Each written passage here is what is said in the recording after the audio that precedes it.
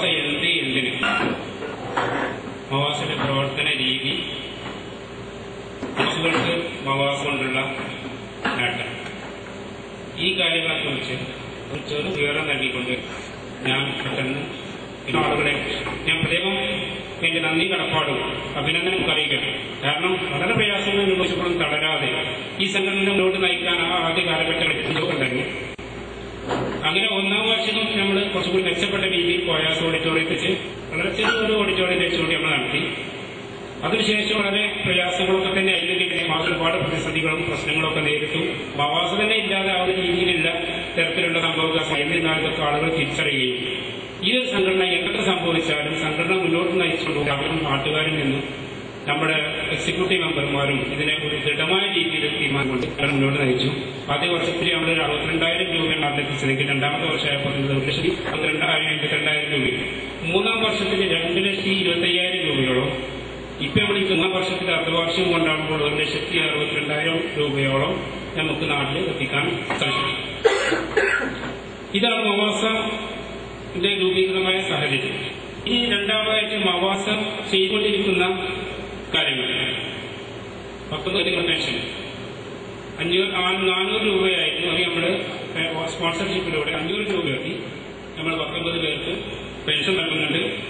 അതോടൊപ്പം തന്നെ കുട്ടികൾക്ക് സ്കൂളിലെ യൂണിഫോം, 200 കുട്ടികൾക്ക് യൂണിഫോം, മറ്റ് വിദ്യാഭ്യാസ സഹായങ്ങൾ, അതുപോലെ തന്നെ മികച്ച പഠനത്തിനുള്ള കുട്ടികൾക്ക് അവാർഡ് ദാനങ്ങൾ, പിന്നെ ആരോഗ്യ പ്രശ്നങ്ങൾ, വിവാഹ പ്രശ്നങ്ങൾക്ക് സഹായങ്ങൾ. അതായത് മവാസ് ടച്ച് ചെയ്യാത്ത ഒരു മേഖല, അതായത് ഓണത്തിന് പെരുന്നാൾക്ക് കിറ്റ് തൊട്ട് ഇതൊക്കെ വീട് കപ്പിട്ട നാട്ടിലെ ഒരു പ്രയാസം അനുഭവിക്കുന്നത് കൊണ്ടാണ്. അല്ലെങ്കിൽ ഇതൊക്കെ വളരെ പൂർവ്വാധിക ശക്തിയായിട്ട് ആർജിച്ചുകൊണ്ട് നമുക്ക് നിൽക്കാൻ സാധിക്കുന്ന കാര്യങ്ങൾ തന്നെയാണ്. എക്സിക്യൂട്ടീവ് മെമ്പർമാർ നമ്മൾ മവാസ എന്തിന്, അതായത് മവാസയുടെ എക്സിക്യൂട്ടീവ് മെമ്പർമാർ തെരഞ്ഞെടുത്തപ്പോൾ പോലും ഇതിന്റെ ഓരോ ജില്ലയുടെ ഓരോ ഭാഗത്ത് നിന്ന് ഉള്ള ആളുകൾ, ഹറാജ് ഭാഗത്ത് നിന്ന്, അതായത് നമ്മളൊരു സ്ഥലത്തില്ലാത്ത ആൾക്കാരെ മുതിർപ്പുള്ള ആളുകളെ തെരഞ്ഞെടുത്തതല്ല. ഈ സംഘടന നയിക്കാൻ കെൽപ്പുള്ള, ഈ സംഘടന ആളുകൾക്ക് ബന്ധപ്പെടാൻ സാധിക്കുന്ന ആളുകളുമായിട്ട്, അതായത് ഓരോ ഭാഗത്തു നിന്നും ആളുകൾ, പ്രാദേശിക ആളുകൾ വിളിച്ചെടുക്കുകയും അപ്പൊ ഇവിടെ കുറച്ച് കാര്യങ്ങൾ വകുപ്പ് റിയാലി വെച്ച് തരുന്ന ഈ പൈസ നമുക്ക് ഇവിടെ ഓരോ എക്സിക്യൂട്ടീവ് കൂടുന്ന സമയത്ത്, മാസത്തിൽ ഒരു പ്രാവശ്യം നമ്മൾ എക്സിക്യൂട്ടീവ് കൂടുന്നത്, ആ സമയത്ത് സമയത്ത് ഈ പൈസ എല്ലാവരും തരുകയും അപ്പൊ സംഘടന വളരെ നല്ല രീതിയിൽ, പണ്ട് മറ്റുള്ള സംഘടനകളൊക്കെ സെക്രട്ടറി പ്രസിഡന്റൊക്കെ ഒരു 2-3 രീതിയിൽ പോകുന്ന അവസ്ഥ നമുക്കില്ല. 20 ആൾക്കാർ വരുമ്പോൾ നമുക്ക് ഒരു മാസം കൂടുന്ന എക്സിക്യൂട്ടീവ് കൂടുമ്പോൾ നമുക്ക് ഈ പൈസ നമുക്ക് ഇതിൽ വരും. അത് നമുക്ക് സഹായം ചെയ്യുന്നത് അങ്ങനെയാണ്. മവാസയുടെ പ്രവർത്തന രീതി, മാസത്തിൽ കൂടുന്ന എക്സിക്യൂട്ടീവ് കമ്മിറ്റിയാണ് മവാസയുടെ തീരുമാനങ്ങൾ. അതുപോലെ തന്നെ അടിയന്തര സഹായങ്ങൾ അത് നാട്ടിലെ അടിയ സഹായങ്ങൾ ചെയ്തിട്ടുള്ളത് ആദ്യം അവിടെ കാലം മുതൽ വരെ ഇങ്ങോട്ട് ഓൺ ചെയ്തിട്ടുള്ള അവസ്ഥയുണ്ടായിരുന്നു.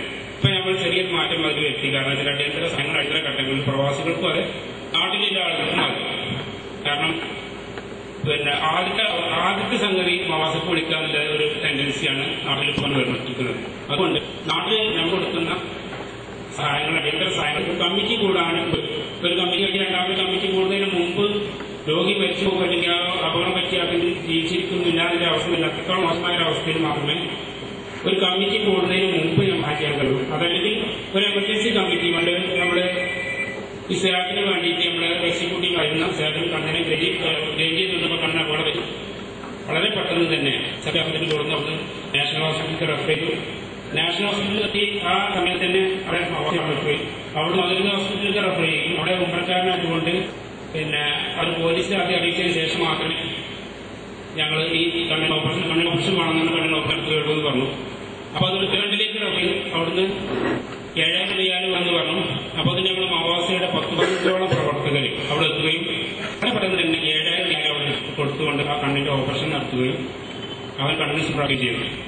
ഇത് ഒരു സംഘടന ഉണ്ടായതുകൊണ്ട് മാത്രം പ്രവാസികൾക്കുള്ള ഒരു മെച്ചമാണ്.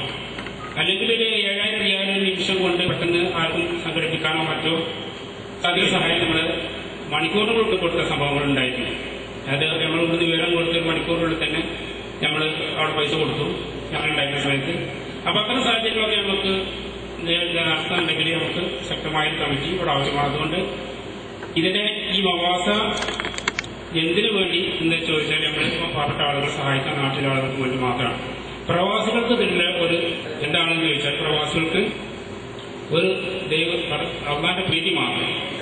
അതല്ലെങ്കിൽ നമ്മൾ ഈ ഒത്തുകൂടല്, നമ്മൾ ഈ കൂടുന്ന ഈ CD കാര്യങ്ങളൊക്കെ നാട്ടിൽ കാണുമ്പോൾ ആളുകൾക്ക്, നമ്മളെ ഉമ്മാർക്ക് അടിവാപ്പാർക്ക്, നമ്മളെ സഹോദരങ്ങൾക്ക്, നമ്മളെ കുട്ടിയൊറ്റപ്പെട്ടല്ല കഴിയുന്നത്.